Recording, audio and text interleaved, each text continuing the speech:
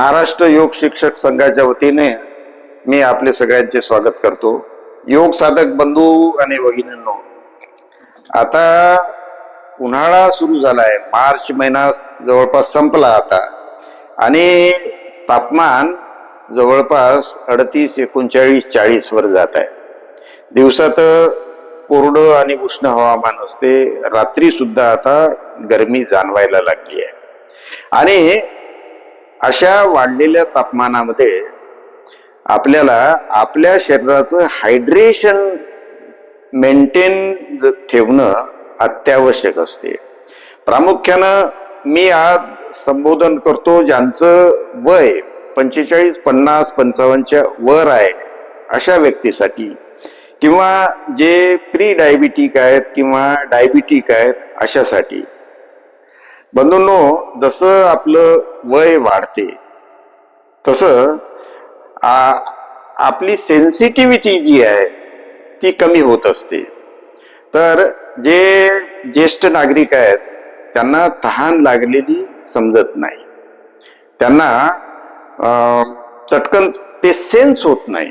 म्हणून तुमच्या कुटुंबात जे ज्येष्ठ व्यक्ती असतील त्यांची तुम्ही ही विशेष काळजी घ्या, कारण शरीरातलं जर पाणी कमी झालं कुठल्याही कारणानं, समजा डायरिया आहे, आजार आहे, किंवा उन्हात बाहेर निघणं आहे, किंवा कमी पाणी पिणं आहे, या सगळ्या कारणानं शरीरातलं पाणी कमी होते। शरीरातलं पाणी कमी जर झालं तर तुमचं डायजेशन खराब होते, म्हणजे तुमची स्टूल हार्ड होते, म्हणजे स्टूलला जो सॉफ्टनेस पाहिजे तो राहणार नाही, स्टूलची फ्रिक्वेन्सी तुमची बरोबर राहणार नाही।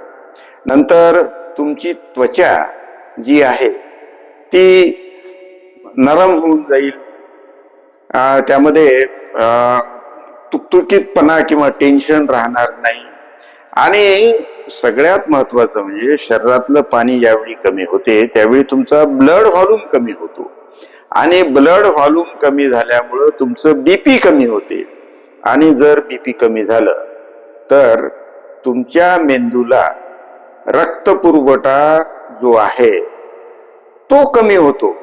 ज्येष्ठ नागरिकांसाठी हे अत्यंत महत्वाचं आहे, कारण ज्येष्ठ नागरिकांना आधीच बाकीच्या समस्या असतात, त्यात जर त्याचं डिहायड्रेशन झालं तर मग ह्या डिहायड्रेशनमुळे लो बीपी, आणि लो बीपी मुळे मेंदूला रक्तपुरवठा कमी, मेंदूला रक्तपुरवठा कमी झाला तर तुम्हाला चक्कर येऊ शकते, किंवा तुम्हाला पॅरालिसिसचा अटॅक सुद्धा येऊ शकते।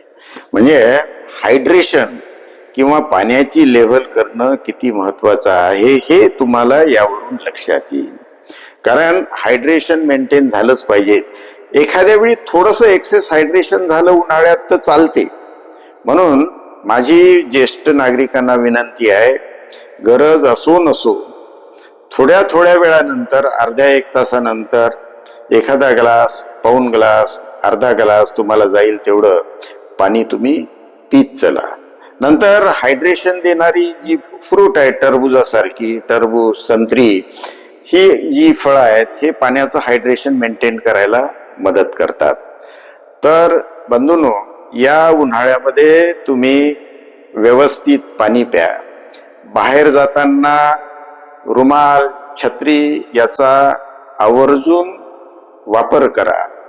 आणि मला काय होते, माझी सहनशीलता चांगली आहे असा अविचार करू नका, कारण निसर्ग कोणाला माफ करत नाही।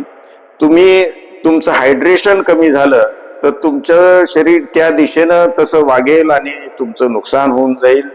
तर योग्य प्रकारे पाणी प्या, आपल्या आरोग्याची काळजी घ्या, आणि हा उन्हाळा सुखकर होईल अशा मी आपल्याला शुभेच्छा देतो। धन्यवाद।